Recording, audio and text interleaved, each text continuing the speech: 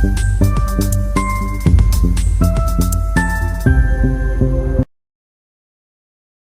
हम लोग समझ लेते हैं मार्केट किस हिसाब से बायर और सेलर को बिठाने का कोशिश किया है। गिरावट तो आना ही था, गिरावट आज आया जैसे कि मैं कल बोला था, पर इतना बड़ा गिरावट मैं एक्सपेक्ट नहीं कर रहा था। पर खैर मार्केट में अच्छा गिरावट आया है।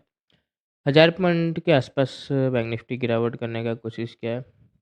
निफ्टी में भी हम लोग को ठीक-ठाक गिरावट देखने को मिल रहा है।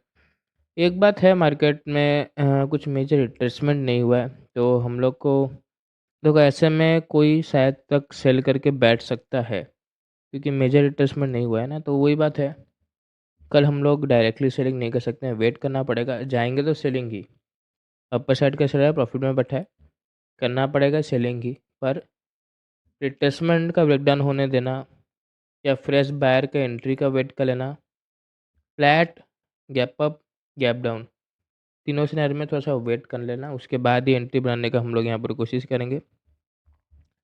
इसमें भी जो क्लोजिंग 24,000 के नीचे मिला है ना, यही दिक्कत का बात है। पोजिशनल सेलर अगर आ गया होगा तो मार्केट उसको दिक्कत दे सकता है। तो थोड़ा-सा ध्यान रख लेना। फ्लैट में डायरेक्टली अगर ब्रेकडाउन आया तो मार्केट एक रिवर्स मार सकता है। गैप डाउन में दूसरे लोगों का साइकोलॉजी नेगेटिव हो जाएगा तो वो एक रिवर्स मार सकता है।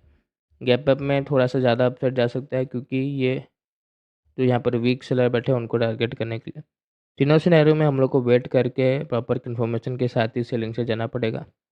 कंप्लीट वी शेप रिकवरी मत एक्सपेक्ट करना अनलेस मार्केट बड़ा gap up they. On the spot situation थोड़ा बहुत चेंज हो सकता है, प्रॉपर कन्फर्मेशन के साथ ही ट्रेड करना। धन्यवाद।